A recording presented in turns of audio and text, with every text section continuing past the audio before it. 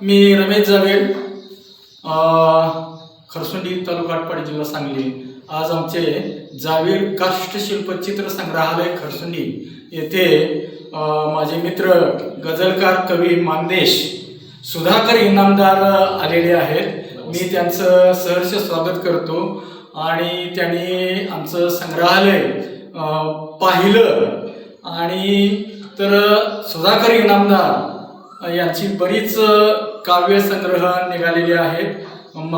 विजांची मखमल आणि